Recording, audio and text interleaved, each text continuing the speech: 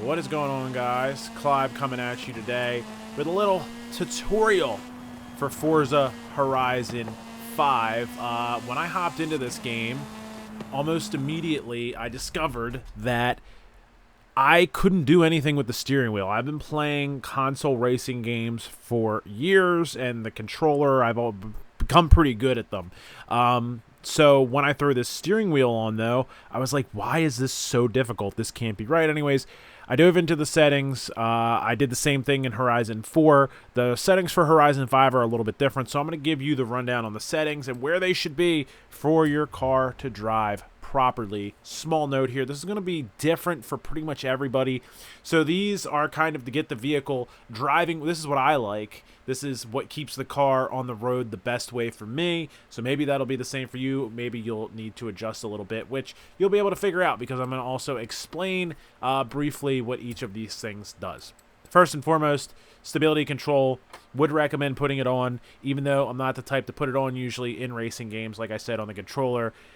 Having a wheel isn't completely relearning the game, but you're going to have to relearn parts of the game because it's definitely different than having a controller. So this is where we really get to the bread and butter of where your wheel controls need to be to make it just right. So up top, all these dead zones pretty much aren't really going to be the focus of this video. I'm not really sure, honestly, why you'd want to change these. Basically, the dead zone will cut off the input after you get to a certain point in either your steering, and your gas, and your clutch. I don't really see a point to change it. We're not going to change it in this video. The first thing you do want to change here is steering linearity. Steering linearity, basically like it says here, lower values provide more accuracy near the center. Higher values provide more accuracy near the edge.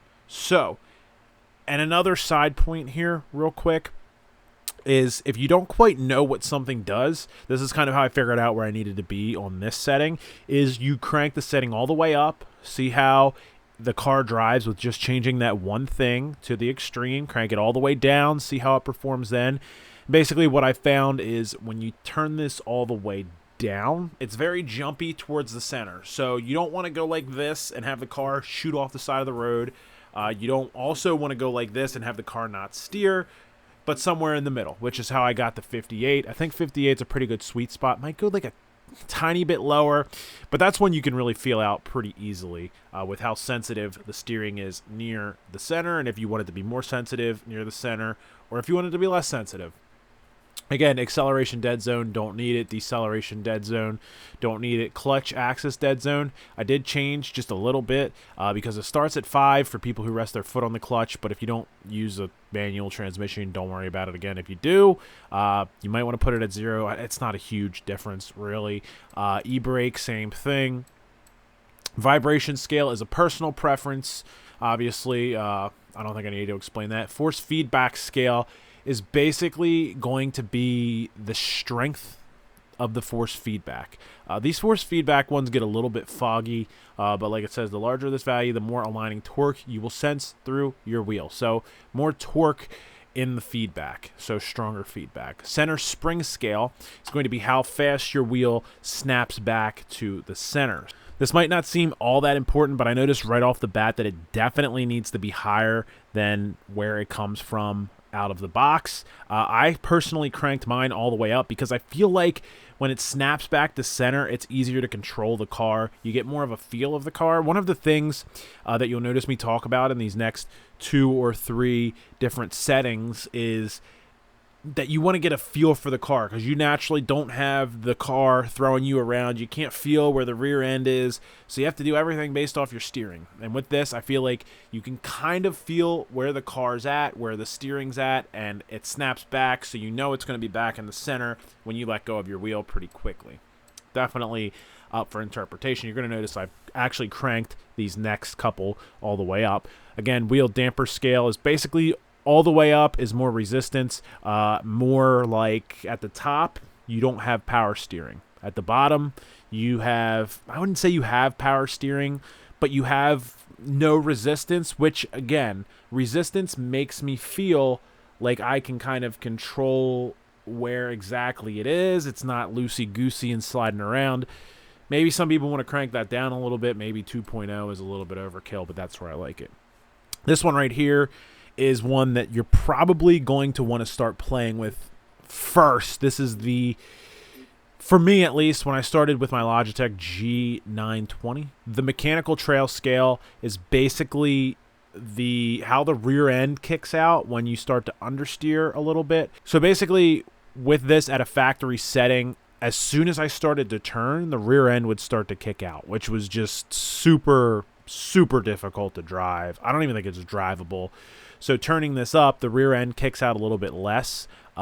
You definitely want the rear end to kick out a little bit at some point. I might put this at like 1.9, 1.8. I'm still feeling it out a little bit, but 2.0 all the way up is definitely a good place to start.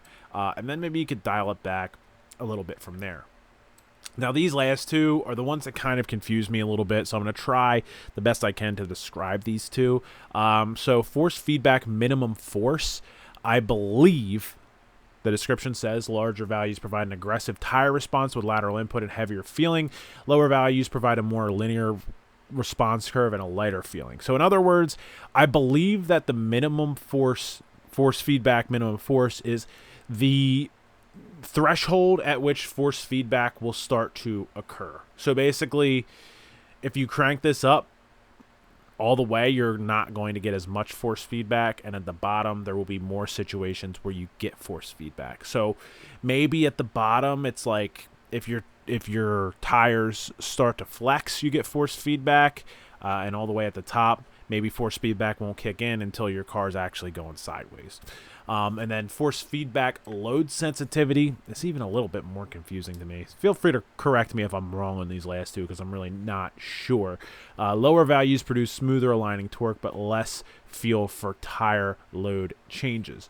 So it seems to me as if this one, like the force feedback minimum force is when the force feedback will kick in, but then this one is how sensitive the force feedback is once it kicks in. So they both kind of relate to the same action, but the first one is a threshold for when it kicks in, and the second one is to what extent it kicks in. That's kind of how I took it. In any way, whether I explained it well or not, these are the settings that I ended up coming up with when all was said and done, and I messed around with it a lot. So these last two, what I would say, at least for my particular wheel, is turn them down. Because the road feel and the off-road feel, they are a little bit overkill.